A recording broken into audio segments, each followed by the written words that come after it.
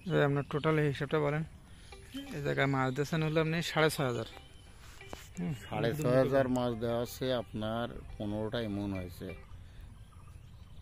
6,500 মাছে 15টায় মন বিক্রি করছেন, মোট 415 মন।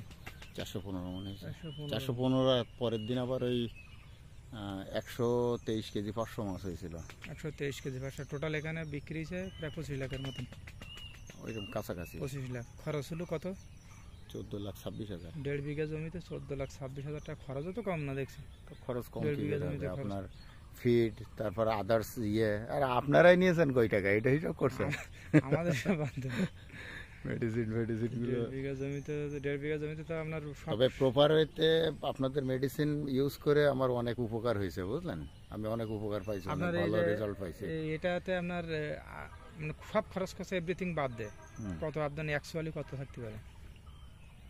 10 লাখ প্লাস থাকবে ইনশাআল্লাহ। 10 লাখ প্লাস 1.5 বিঘাতে, তাহলে কি আর লাগে?